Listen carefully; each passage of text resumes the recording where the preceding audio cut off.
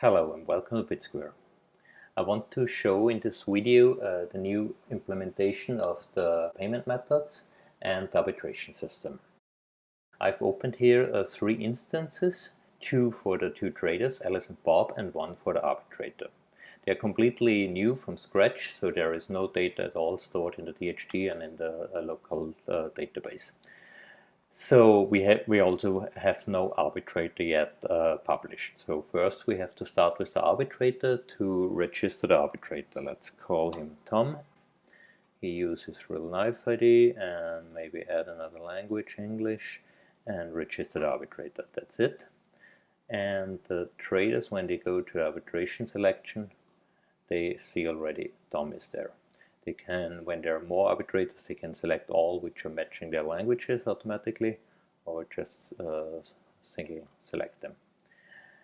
Basically, the traders, when they don't need to register anything, when they start, they can browse the offer book, and they could already try to take an offer if there is something, or create an offer, but first they have to have a payment account set up. So they get this warning here. And we are in the payment account screen. Let's use maybe SEPA, it's the easiest. She's Alice. She has some IBAN and some big number. And let's stick her with the country. And she can use a custom name for the account, or she can use it automatically derived from the data. And for Bob, we do the same. He needs to have at least one same payment account to be able to trade with Alice. Maybe let's here France. That's it. We can also select some other payment methods like OKPay. The cool thing with OKPay is that you have a lot of currencies. So all these currencies you can support as soon as you have a OKPay account set up. And the other cool thing is that you're much more private against the other trader, because the only thing what's exchanged with the other trader is the account number and not the name. Perfect Money is similar, but you have the account name. Then we have Swish, that's a Swedish mobile payment system with a mobile number and account name needed. And Alipay is also only an account name, and for Chinese currency. And then the cool thing is also we have altcoins, so we call it here blockchains, because the payment method are the blockchains to transfer the money. And we have a series of altcoins what we are supporting. We are open for other altcoins as well, if there is enough community demand from those coins. Let's use maybe Monero and save that as well. Let's do it here as well. Monero, and maybe also OKPay.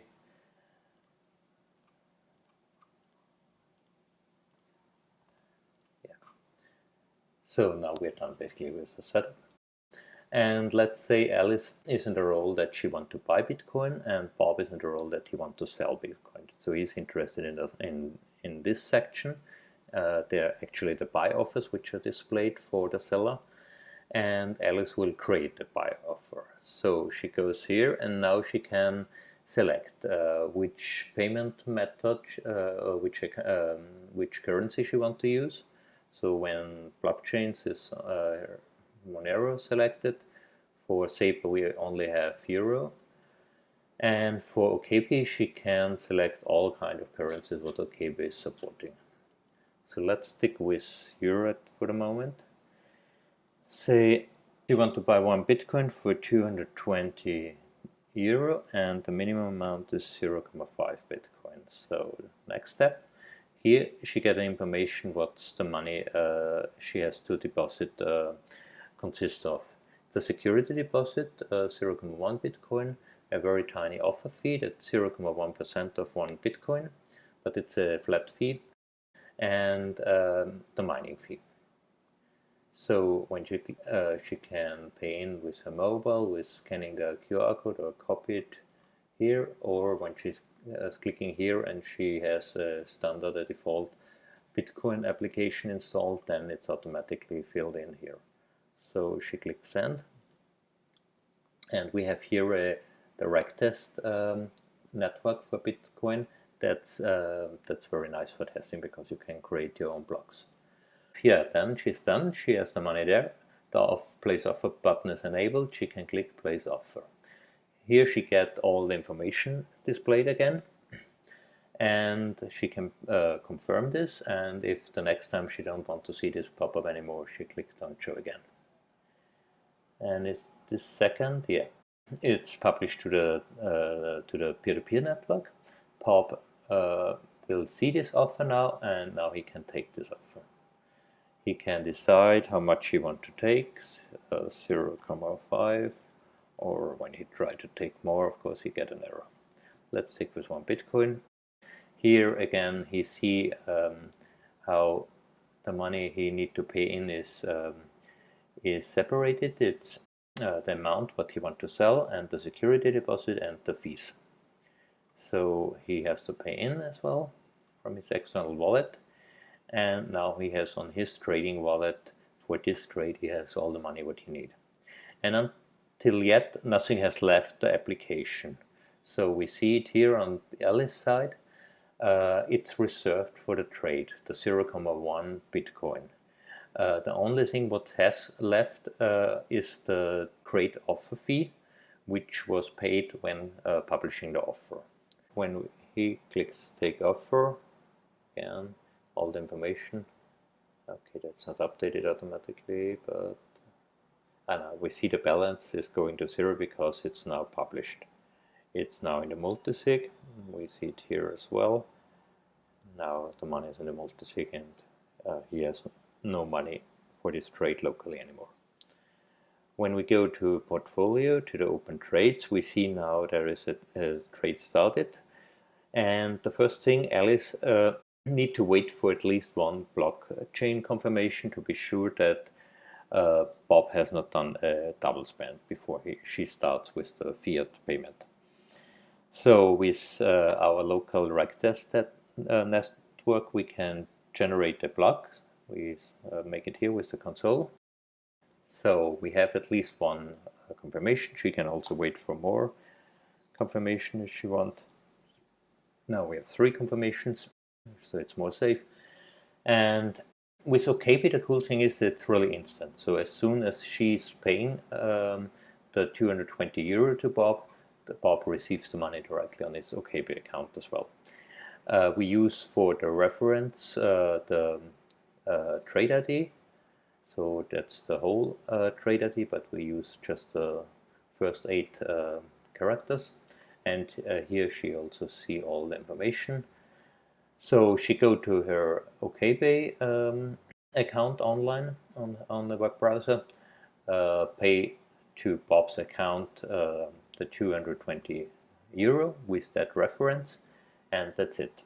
When she has done this, she click payment started, and Bob on the other side, he get now the notification that the payment has started by Alice. So he has to check his OKB account, and with OKB, as we said, it's instant, so he should get it immediately. And he see it now. Okay, I have the money. I can confirm I have received the payment from Alice. Everything is fine. I'm happy, and then the transaction is finalized.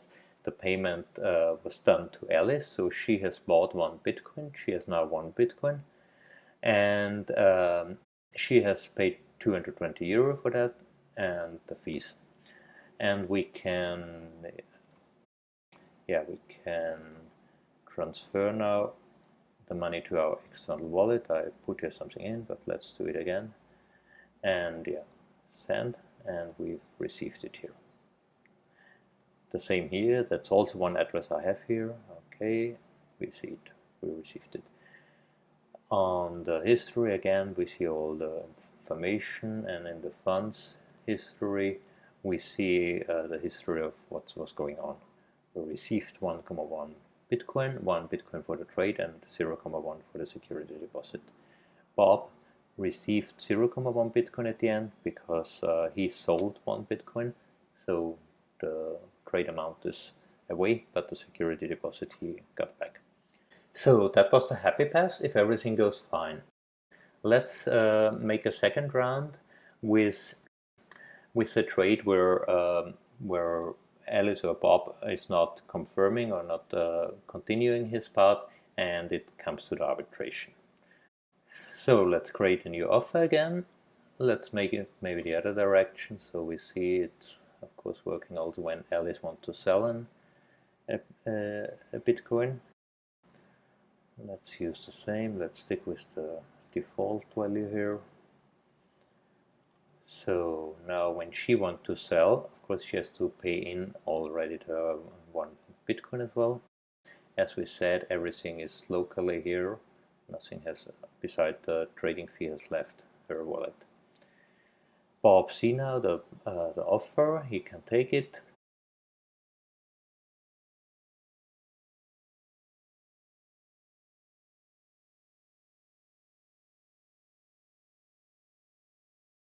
We create one block.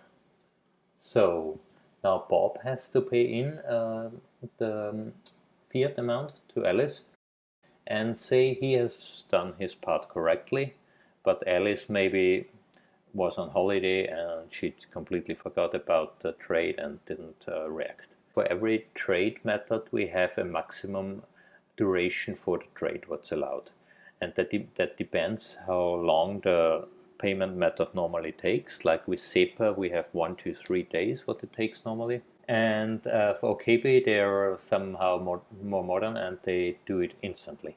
So with OKB we say, okay, the trade has to be finalized in 1 day, otherwise it goes to the arbitrator. With SEPA we say, okay, the double amount of, that's what's normal, so the double of 3 is 6 days. So after 1 week the UI displays the information for contacting the arbitrator. As we see here, we have this disputes screen, but it's currently nothing there. The traders cannot select the arbitrator's dispute. The arbitrator can be a trader also, then he get his own disputes here, and when he is in the role of the arbitrator for the others, he gets the disputes here. We will see this in a minute. So as we said, Alice does not check her account and does not do the confirmation. And we do a warning after the half of this maximum period is reached. One block is 10 minutes and 1 day are 144 blocks.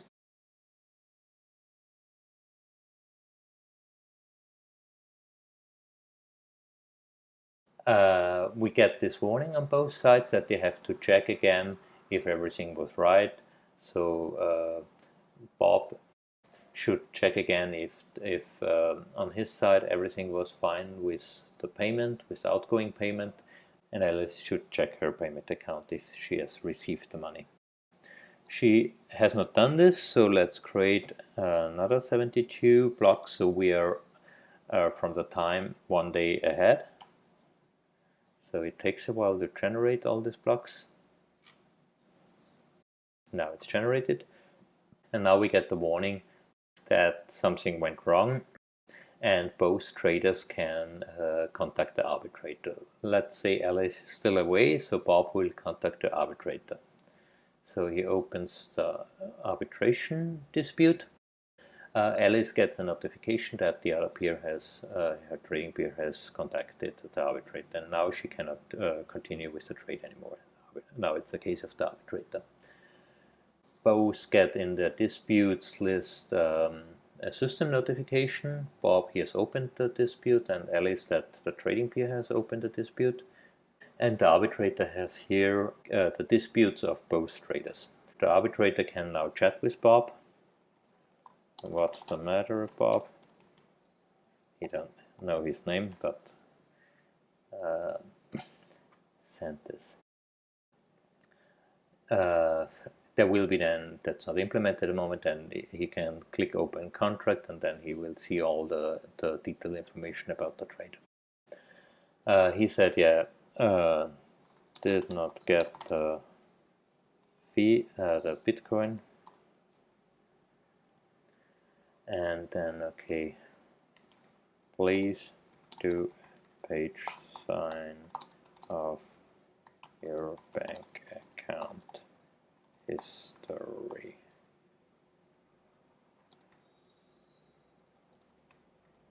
Proving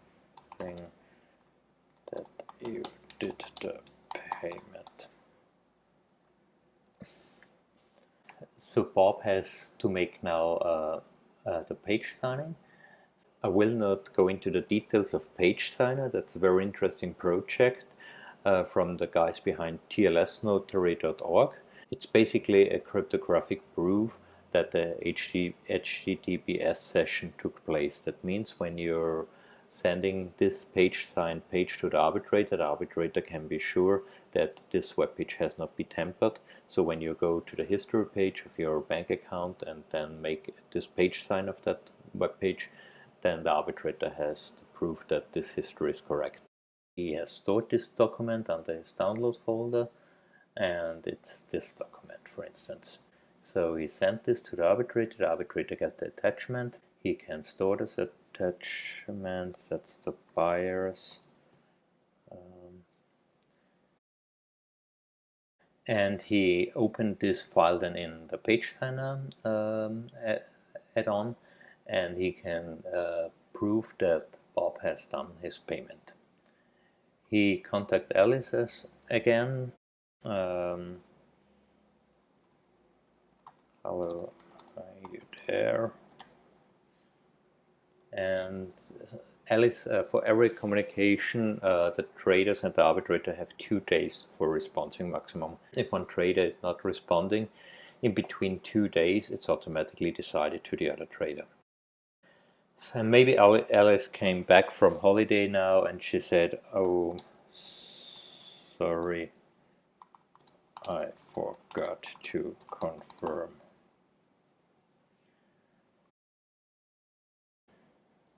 Too bad. Sorry for you. So Alice, yeah, she has now done her stuff. Bob has done everything correctly, so Bob will be the winner. So the arbitrator goes here to close dispute. He said Bob has done the tamper-proof evidence. Bob was the buyer. He has really to take care to not make a mistake here because that's non-reversible. And he said, all fine, the seller was on holiday. So, and then finalize. So he get his message, he get the last message with the summary. The arbitrator get the notification that he should not forget to close also the dispute of the other trader. So he make here close. He has done nothing here. So sorry, but you violated the rules.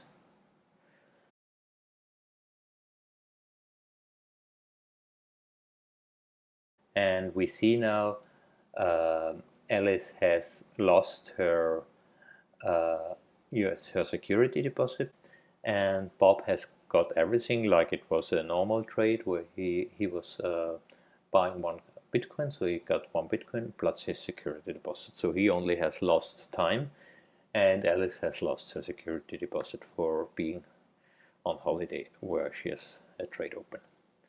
So everybody can become an arbitrator in a later stage, but we need to implement more features for that, like the payment of a security deposit for the arbitrator, which serves as security measurements that the arbitrators are not colluding with the trader.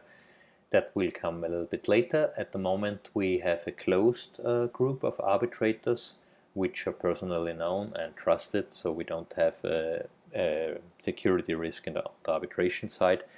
So normally the traders, they cannot become arbitrators. At the moment that's open, but that will be disabled later, and only invited arbitrators will be able to register. I hope I gave an overview about the arbitration system, how it's implemented. Of course, that example with Alice on holiday was very simple. In reality, it will be more difficult to find out which trader was misbehaving. More information about Page Signer and TLS Notary you can find on their webpage, tlsnotary.org. We are supporting different methods for the verification of the payment. First, we try to get tamper-proof evidence with Page Signer, or if the user cannot or will not do that, we are requesting a digitally signed statement from the bank. If the user also cannot provide that, the arbitrator will make an ID verification process with him. He has to show at least 2 governmental issues ID in a video screencast with the arbitrator. And then the next step would be to make a screencast or video conference call with the arbitrator, and the trader has to demonstrate and to prove that he has done the payment or has not received the payment. Of course, he can avoid to demonstrate too much personal data from his bank page by filtering his history page and just show that what's in question. Yes, thanks for listening, and hope to see you in the next testing session.